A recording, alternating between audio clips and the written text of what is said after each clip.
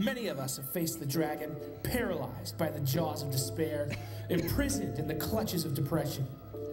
The dragon, he steals our joy, our peace, our sleep. He ravages our relationships and our enjoyment of life. For some, it's seasonal. For others, it's occasional. For others, it's chronic and constant. But the dark oppression of the dragon doesn't have to remain. We can be set free. We can overcome. We can be victorious. So raise your sword and rally the war cry, because it's time. It's time to defeat the dragon of depression and despair. Amen. Praise God. I got to tell you, I am really, really excited and really blessed at how God is working through this series. A number of people, not just those in our congregation, we've gotten contacted via our Facebook page, and also I've been contacted via email by different people who wanted to communicate and let us know how this series has really been changing their life. And it is such an awesome thing. You know, this is a big deal. As I shared with you when we first started this, we are in part 3 of our series, Defeating the Dragon of Depression and Despair. And when we first started this series, I shared with you what a big deal depression was, that it affected people of every age, of every gender, and that, you know, it was something that we could find victory over. You know, and I don't know if you saw the newspaper this week, but it says area residents often feel sad this time of year, and it's talking about seasonal depression, okay? So right here on the front page, this is how big of a deal it is that even the newspaper is reporting the condition that so many people are battling with and struggling with. And whether it's related to the seasons or life experiences that we've gone through, the fact is depression is a big deal. And either we're facing it and going through it, battling it ourselves, or we know someone who is. It affects that many people. So in this series so far, friends, we're looking at 4 biblical principles to experience victory over depression and despair. Now, up to this point, we have looked at 2 biblical principles. The first biblical principle was to be proactive and not reactive. And we learned that to be proactive, we have to start with the one thing we have control over, the one thing that we can change. And it is not out here. It is not the color of the sky or the weather. It's not how other people behave or how they treat us. What we control is ourselves. What we can change is ourselves. And so we talked about how God specifically focuses on the condition of our heart and our mind. That our heart is to be surrendered to the rule of Jesus, and our mind is to be surrendered to the rule of Jesus. That our thoughts must line up, and they must be filtered through the truth of God's Word. We are not to allow a thought to enter into our head and just run around in there and build a home. Okay? Every thought that comes into our head, we are supposed to filter it. We are supposed to measure it, compare it to God's Word, God's truth. And does it measure up? And if it doesn't, then we grab it by the throat and we kick it out. It is not allowed to stay up here, because we have learned that stinking thinking makes life miserable. It will ruin us. It will destroy us. We learned from Dr. Caroline Leaf that the medical community has verified and has proven scientifically that between 87 and 95% of our physical and mental health problems are directly related to our thought life. So this was a very, very important message. Now, the second biblical principle that we looked at, which was last week, is that the words we speak become the life that we live, okay? And so we learned that our words are very, very powerful. In fact, the Bible said that our tongue has the power of life and of death. And so the question for us is, what are we speaking? What are we saying over our life and over the lives of those around us? Because remember, we learned last week that our words don't just affect our life, they also affect the lives of the people around us, our spouse, our family members, our children, our friends, okay? And there are many times where people struggle with being around us because we're just so negative and so critical all the time, right? As one person who testified online to how this series was ministering to them, they said, I was a Debbie Downer. Well, that makes us very difficult to be around. And we wonder why we don't have many friends, right? Well, there's obviously more to it than just that. So we talked about the role of our mouth. So the role of our heart, our mind, and our mouth. Now today we're going to discuss another fact relating to us finding victory, and that is that we cannot win this alone. So biblical principle number 3 in your outlines is this: there is no victory with just me. There is no victory with just me. You cannot win this battle by yourself, okay? We cannot do this alone. We need God's help first and foremost. This is not a self-help series. This is a God help series, okay? But we need God's help first and foremost. And secondly, we need people in our life that God has surrounded us with to be a support, a strength, and an encouragement in our times of weakness and trouble, okay? So we need our family, we need our church family, our friends, and friends, we may need professional help, okay? We may need to turn to someone who has been gifted by God in that unique and wonderful way where they have a special skill in working with people who struggle with mental health issues. Just as some people have broken a bone, such as myself, I shattered my elbow and I needed an orthopedic specialist, all right, to help me rehabilitate this arm so that I could use it. So understand, some of us may need to seek some professional help in dealing with our issues. And that is okay, right? There's no shame. Whether we're battling the flu, whether we're battling cancer, or whether we're battling depression and despair, the reality is it's all sickness, and it all needs to be defeated. Amen? Amen. So, when I crossed paths with my wife, we had graduated high school together, and then we went our separate ways. Later on in our early 20s, we crossed paths again. And when I crossed paths with Marnie, by this time I had started my first church, and I was praying one day and felt like the Lord put it on my heart to give her a call. So I called her to see how she was doing. She remembered me. I ended up going to meet her and to take her out to lunch. When I went to her apartment, my wife has suffered with depression for her entire life, okay? It's especially difficult during the winter months, but through her entire life, from her childhood into her adult years, she has suffered and battled with depression. Now, when she was in her early 20s, after going through a divorce and just going through a lot of different trials and difficulties, she was in severe clinical depression, a very dark place. She was struggling in her college experience at that time. And when I went to pick her up that day, I walked up to her apartment. I knocked on the door. She opened the door, and she was pretty much in a very emotional way barricaded in this very dark and dreary apartment. And it wasn't that it was a bad apartment. It's just that she was in such an emotional state. She was lost. She didn't know Jesus, and she was just overwhelmed and overcome with the darkness of her depression. And, she was isolated. She had basically withdrawn, cut herself off from family and friends and hanging out and having a good time on a regular basis. And she was just withdrawn. She was in this dark, dreary place and isolated. And I want you to understand something. Isolation never helps. It only hurts. Marnie was hoping that if she could just sleep, if she could just be alone and find something that would make her happy, that she would feel better. But it didn't come, because health and healing doesn't come all by yourself when you're overwhelmed with the darkness of depression and despair. In fact, what happens is in the darkness, the fungus grows. Isn't that right?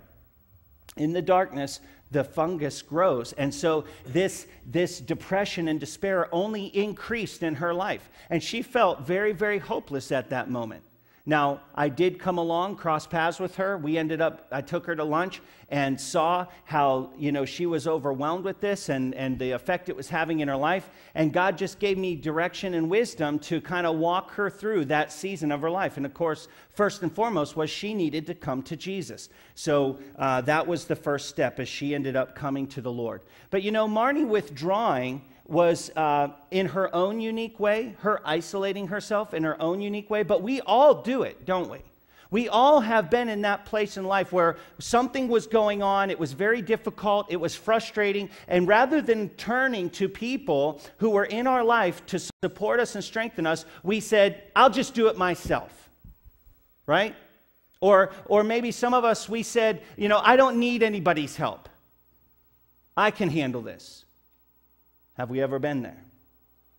Some of us, we withdraw because we go through situations that are very disappointing. They're hurtful, maybe even shameful. And so we withdraw. We pull back from the people that are in our lives because, maybe we're processing the disappointment and we just need time to think. We just need time to process, right? But for others, we withdraw because we're afraid that we will be shamed because it was embarrassing. Right? So for these different reasons, we will pull away. And again, I want you to understand that there is no victory with just me. Isolation never helps.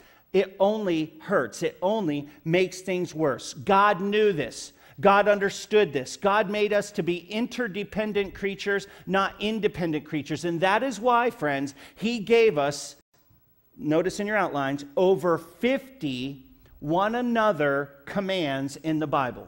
When you and I open up the Bible and we start to read, as we go through the Bible, you and I will find that there are over 50 what we call one another commands. And those are commands that God tells you to do something with or for one another. Okay? Let me give you some examples of what God addresses in these one another commands. Notice in your outlines that we are to help, serve, bless, support, encourage, correct, rebuke, instruct, build up, strengthen, hang out with, have fun with, love, forgive, and challenge one another, just to name a few.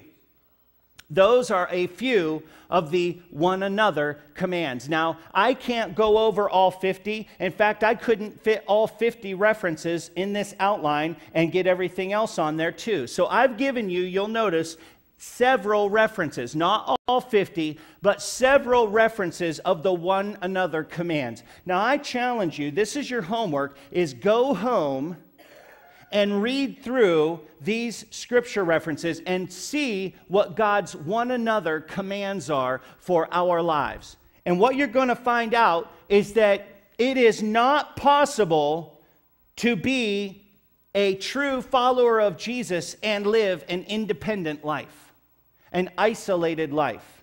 Because when God commands you over 50 different commands to engage one another in one way or another, friends, understand that for you to live an isolated life, a disconnected life, is direct disobedience then. You can't say, I follow Jesus, but then not follow the commands to share life with one another, to engage life with one another. It's impossible, number one. Okay, that's our first issue. But secondly, here's the other impossibility in trying to live an independent, disconnected life, is that it is impossible for you to win at anything in life if you try to do it all on your own. I want you to think about this for 1 second. My favorite sport, let's use it as an analogy here. My favorite sport is wrestling. Now, I love football and I like all kinds of different sports, but wrestling was my favorite sport because as I was growing up, I liked football and I played football, but I wasn't the biggest kid on the team. And so oftentimes, whether we won or lost, sometimes it would be my fault, sometimes somebody else's fault, and I really got tired of that. And so I decided I wanted to engage in a sport where it was all on me. And as I would go out onto that mat, if I won, it was because I won.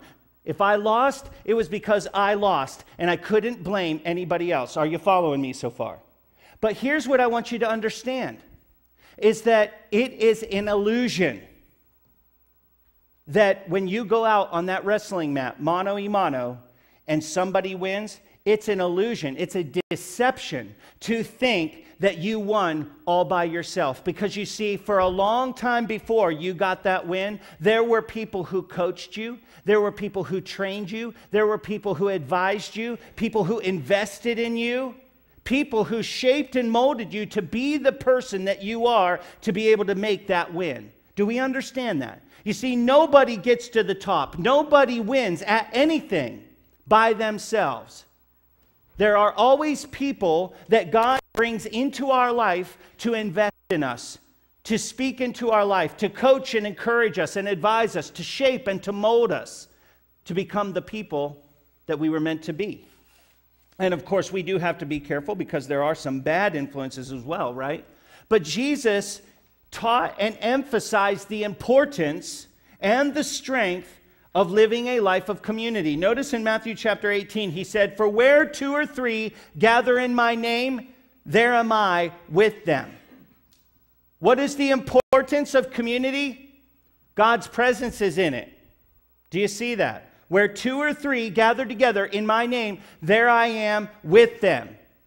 So we see that, first of all, there's a great blessing upon community as compared to living the solo life. But we also see something else.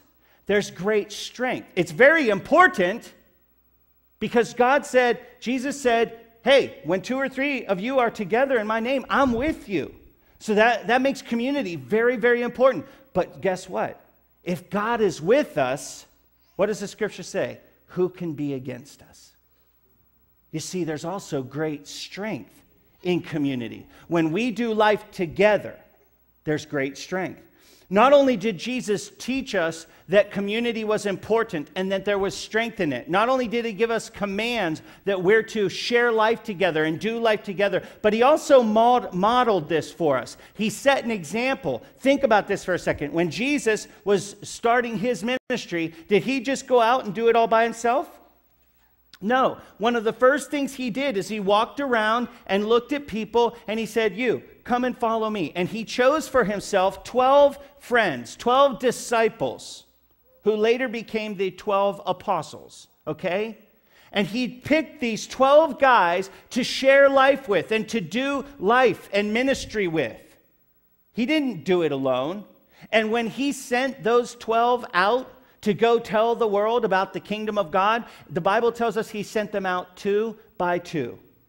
And not only them, but notice in Luke chapter 10, when Jesus chose 72 others, look what it says. After this, the Lord appointed 72 others and sent them 2 by 2 ahead of him to every town and place where he was about to go. Notice, when Jesus picked those 72, did he say, go tell the world about the kingdom of God all by yourself?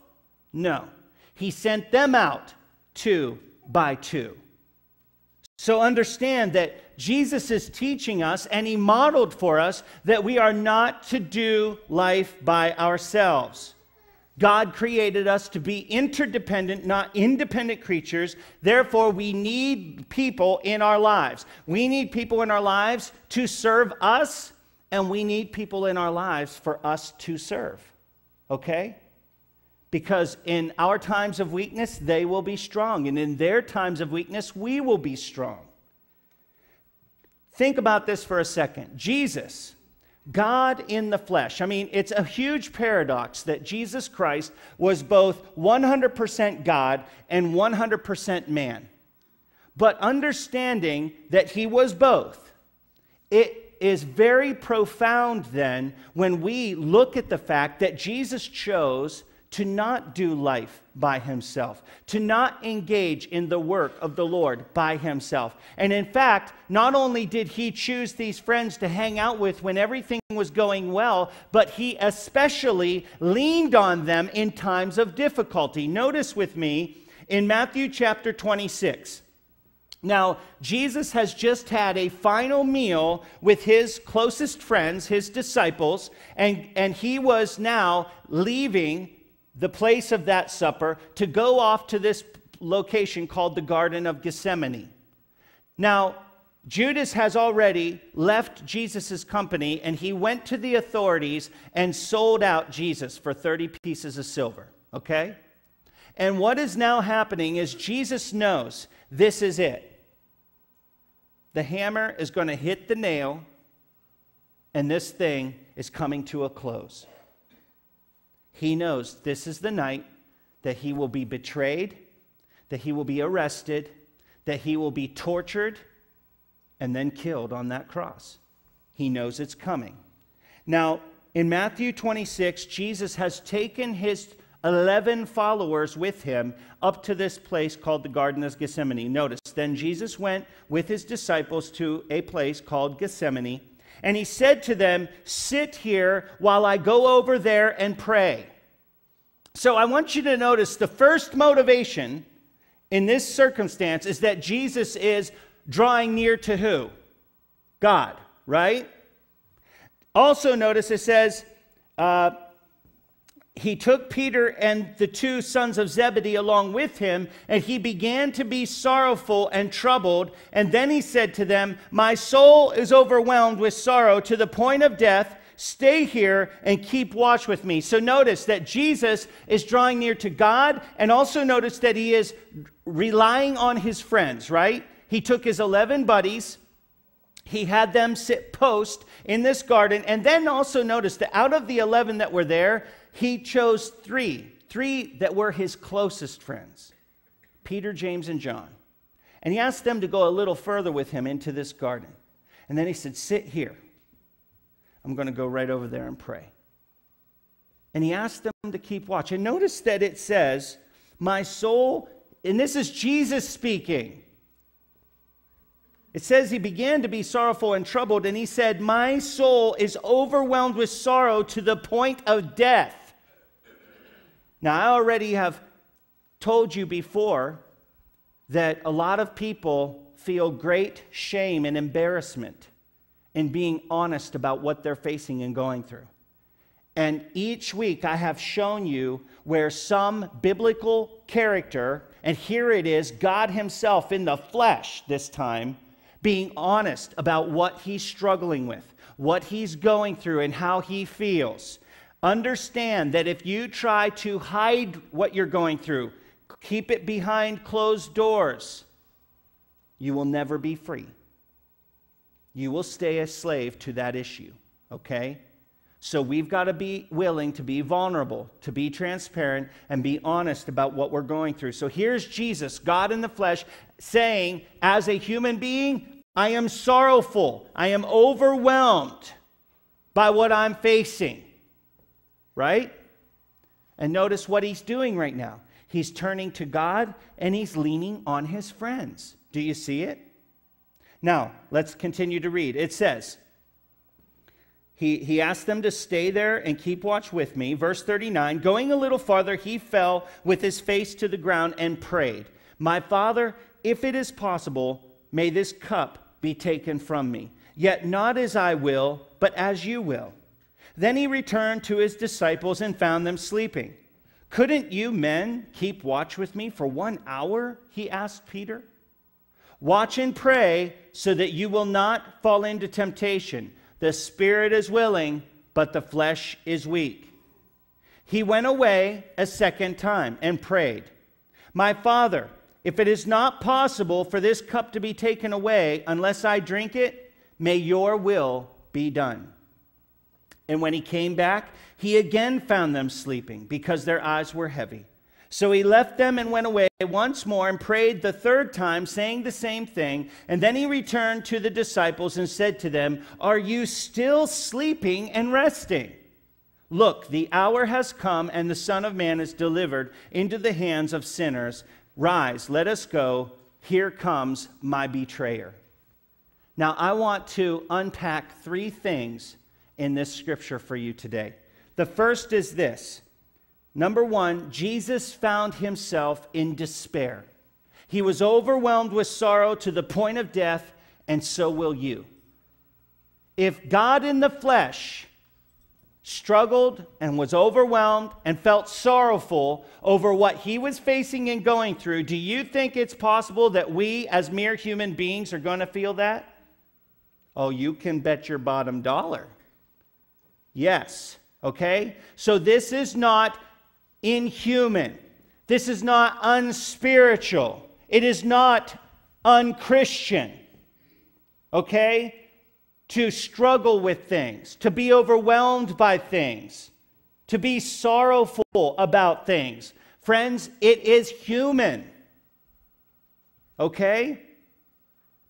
But that does lead us to the second thing. How did Jesus deal with it? Notice that Jesus, number 2, drew near to God and friends in his time of distress for strength and support.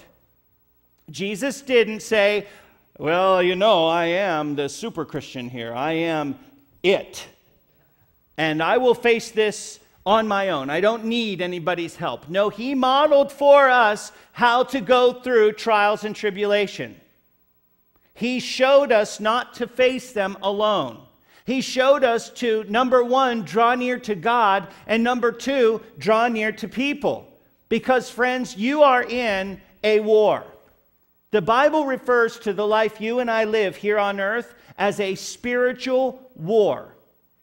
Because we live in a broken world, broken by sin, and we have spiritual forces of darkness, a spiritual enemy, the devil and demons that are at work in our world to wreak havoc and more destruction in our lives and in the world at large. And the Bible tells us that we must implement principles of war to be effective in our journey of following Jesus. We are in a battle, and you do not fight a war, you do not go into a battle all by yourself. You will not be effective in that way.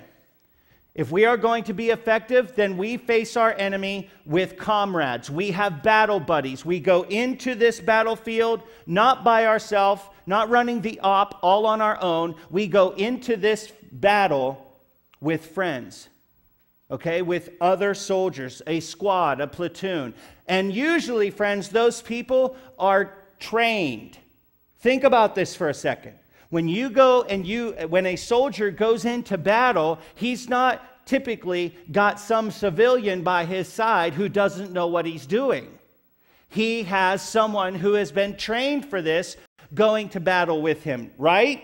And that means 2 things to us today. Number 1, it means that we as Christians cannot sit back on our butts and just say, oh, I'm going to heaven, and now it's all about me. I just want to live a blessed life now. And we stay spiritual babies the rest of our lives. That is not okay. We have to grow up spiritually because there are people that need us, and there are people that we need. So it is important we take God's command seriously to grow up in our faith, okay? That's number 1, is every Christian ought to be being trained and developed and become mature so that we are a reliable battle buddy for our fellow Christian. Does that make sense? Second thing it means is this. Some of us need someone who is professionally skilled and trained to face the battle that we're in. You know, there are some combat situations where a basic average infantryman is not enough to deal with that. They have people who are specially trained to deal with certain combat situations. And I want you to understand that there are certain things that you will face and go through, and your friend and your Christian and maybe even your pastor doesn't have that unique gifting and training to help you with the specific battle that you're going through. And you may need someone who is professionally trained in that area to deal with mental health issues to help you with that. Does that make sense? I hope so. Because, friends, if you try to just fight this on your own, you will be defeated. If you lean on your friends to try to do something for you that A, only God can do, or B, that only a professional can do, you will kill the friendship. And this happens all the time. And that leads us to number 3. I want you to notice that Jesus did rely on his friends as well as God at this time. And it's very important to make note that Jesus' friends did disappoint. Okay? Jesus' friends let him down. Did you notice that? When he needed them most, They were not there in the way that he needed them. And this leads me to a very important reality that each one of us need to understand. People are just people. They are fallen creatures, fallible human beings. They are not God. And at some point, whether they're your closest friend or whether they're a professional, okay, a mental health specialist, there comes a point where every human being reaches their limit. So we have three things going on when it comes to dealing with human beings. Number one is that every human being is flawed. We all have a sin nature that we have to battle against. We all are broken because of our own selfishness. And therefore, friends, when we rely on another broken person to help us with our brokenness, how do you think that's going to work out? They will only be able to bear so much weight of your problem. And then their own brokenness will cause an implosion in their life. They cannot bear the weight of your brokenness, the full weight of it. And unfortunately, many of us, we put so much weight on our friends when we go through a time of difficulty, okay, that we literally squash them with our problems. Because we look to them to do for us what only God can do, or maybe what we need a professional to do, okay? So number one, your friends are battling their own brokenness. And secondly, they're battling their own limitations, because even a person that seems to have it all together and they're living a great life, they are just a human being and they can only go so far. They have their own limitations, physically, mentally, emotionally, okay? They can only carry things so far. And like I said, oftentimes in our own hurt and in our own pain, and we don't mean to do this, but we are so overwhelmed with our own darkness that we just become that Debbie Downer. We become that person that every time we're around them, we're just dumping on them, and they love you. They love us, and they want to be there for us, but they can only carry so much of our junk before it squashes them. Does that make sense? And so these human beings, they mean well, but they've got their own brokenness to contend with and their own limitations. Okay? And this can oftentimes cause us, when we lean on a friend, it can oftentimes cause us to squash that friendship. And we've lost friends in this way, haven't we? And we wondered why. We actually felt hurt by it, like that they had done something wrong to us, some of us may have. But it's very important. They don't love us less. They just can't take it anymore. They can't carry that weight. It's too big. You're asking them to do something that either A, you need a professional to help you with, or B, only God can help you with. Okay? So let's not look to people to do for us what only God can do. But we do need people in our life. Remember, there is no victory with just me. Now, community is a must. Sharing life together is a requirement by God's standard of how we should engage life. But it is important for us to understand that while community is a necessity, notice in your outlines, community can also be a benefit or a liability. Okay? While community is a necessity, community can also be a benefit or a liability. So it would be unfair of me to tell you, hey, God says go share life together, go do life together, and then not warn you about some of the downsides to community and that you're going to have to work through, okay? They don't give you an excuse to say, community's too hard, I'm not going to share life with people because it's just too difficult. No, these are not an excuse. It's just you have to enter in with eyes wide open so that you know how to navigate successfully a shared life. Am I clear?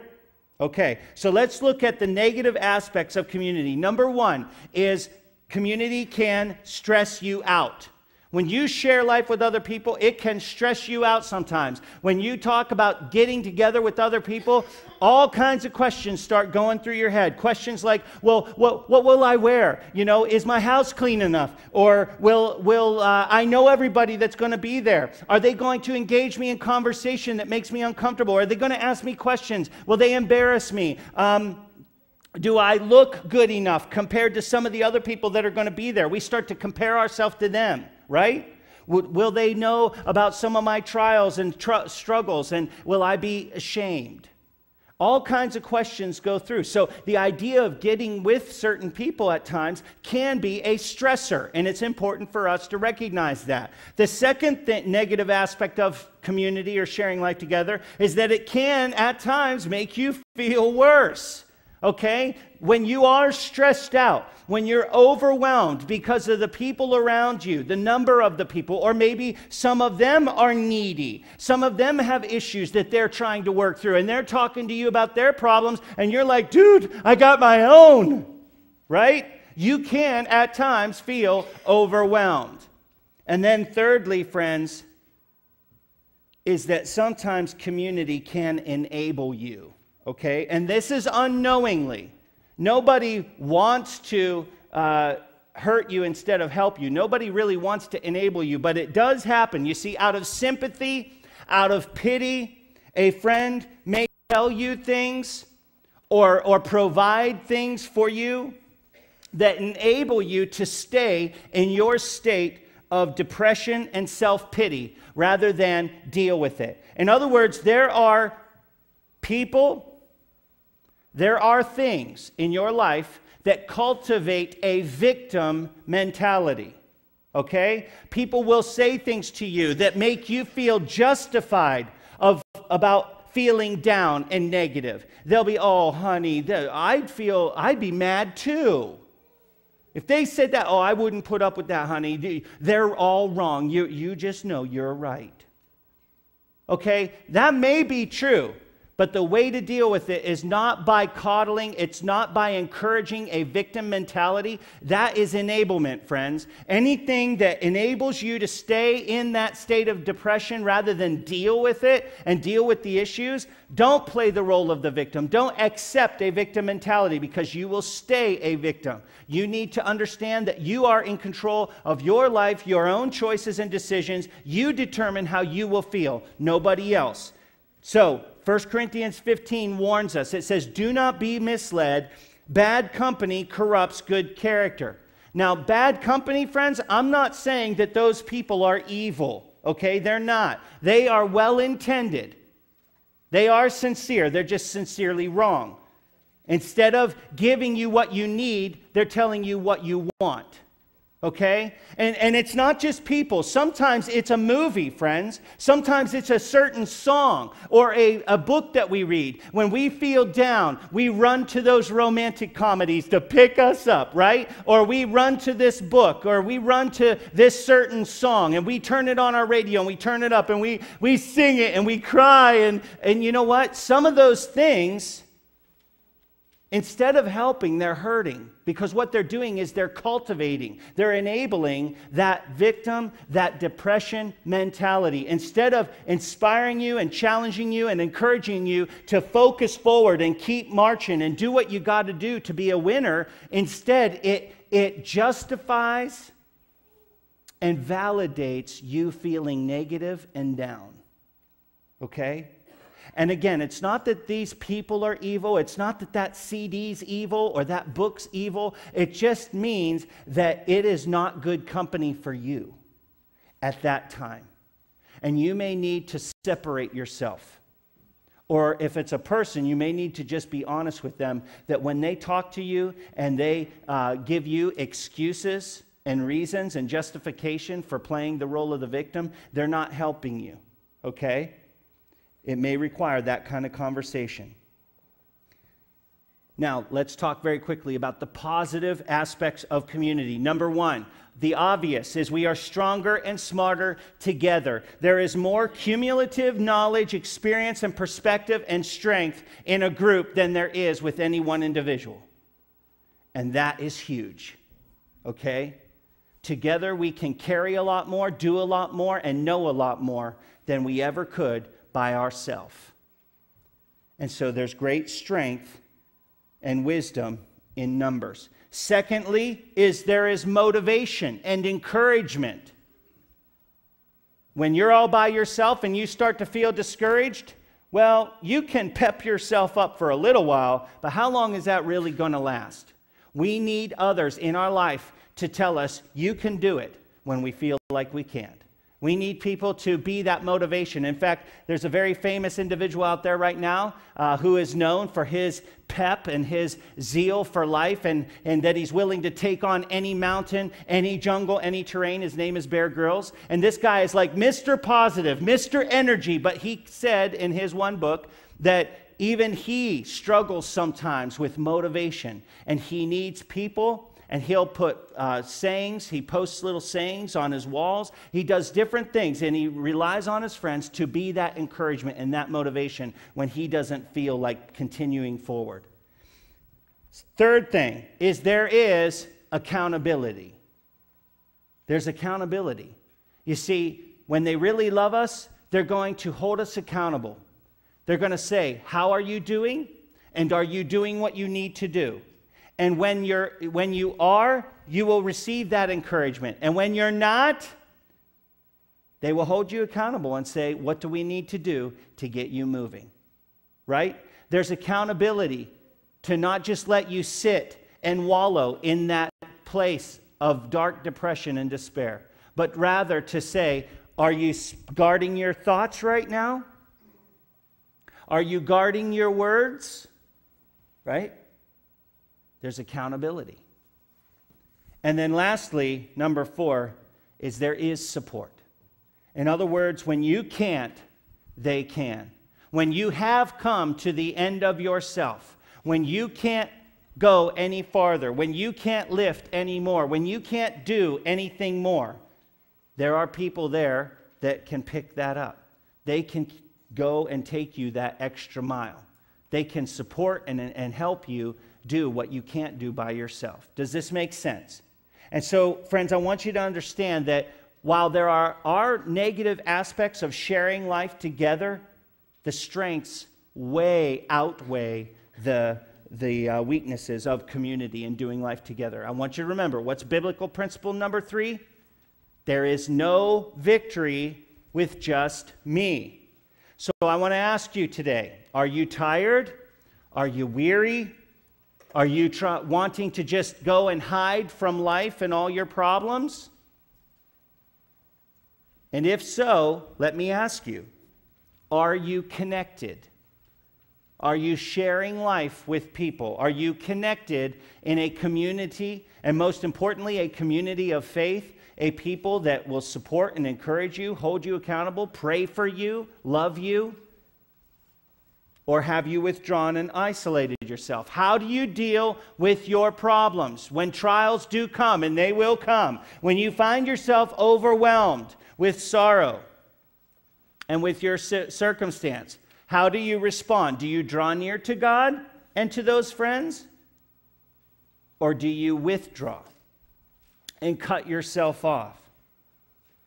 And understand, that's what isolation is. It is cutting yourself off.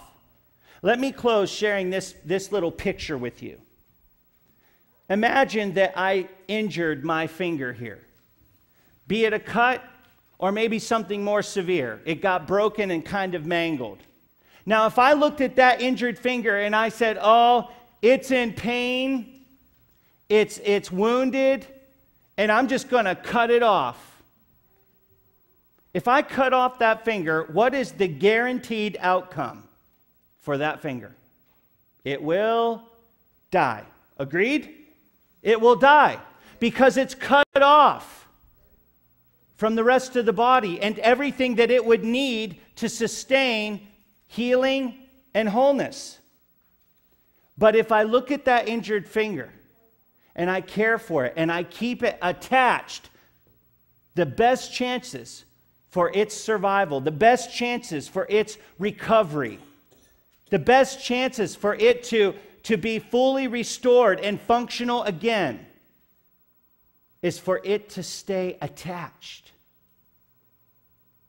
to the rest of the body, where it can share the resources that are required for health and wholeness. And I don't know about you, but as a kid, I was a pretty wild child, and I was constantly getting injured, right? Constantly. And one of those severe injuries was, in fact, my left arm, where I shattered my elbow.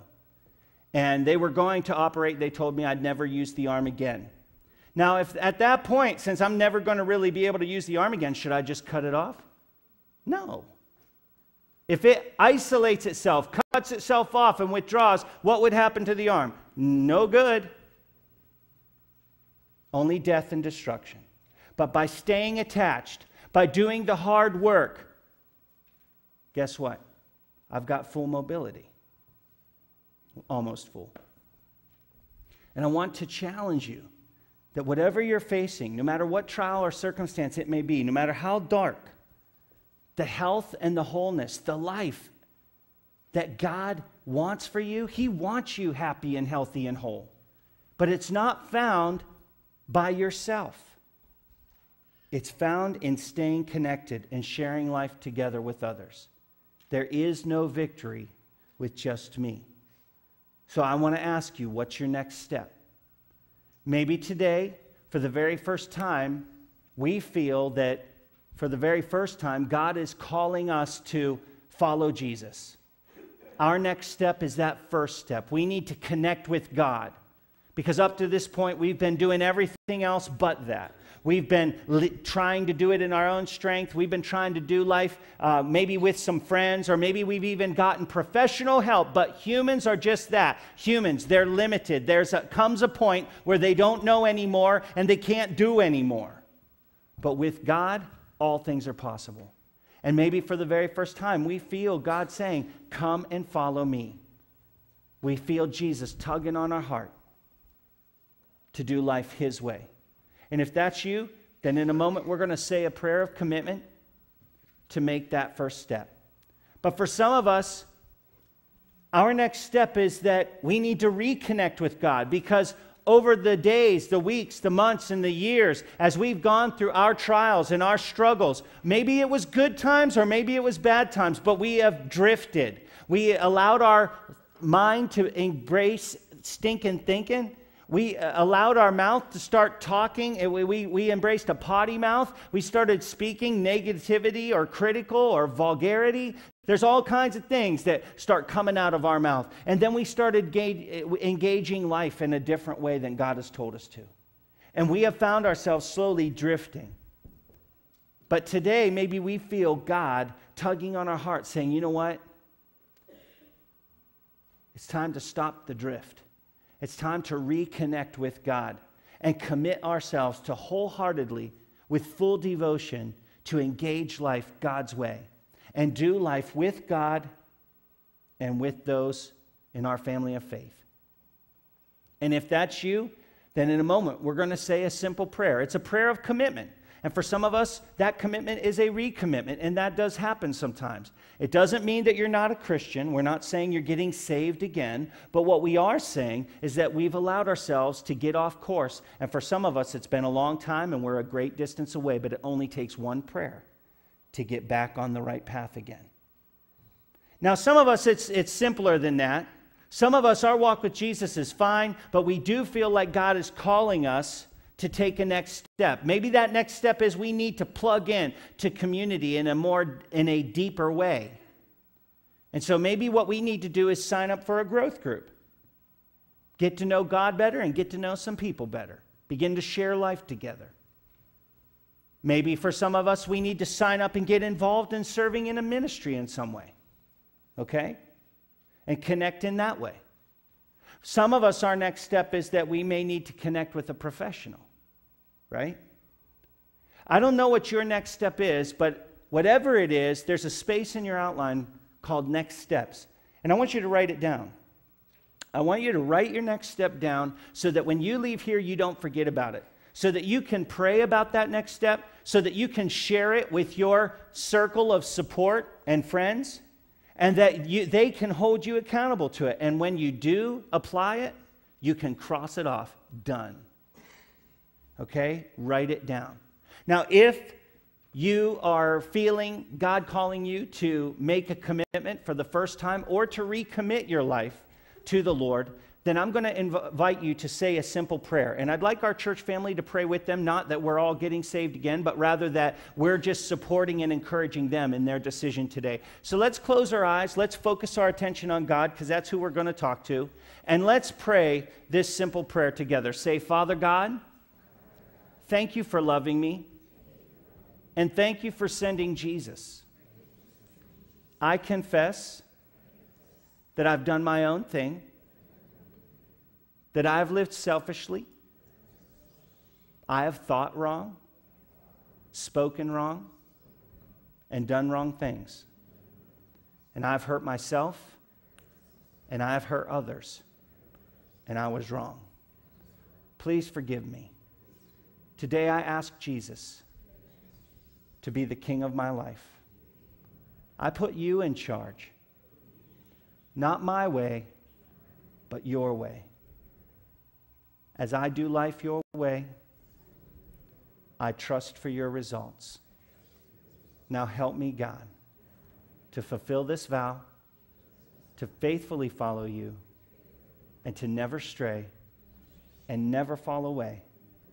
In Jesus' name, amen.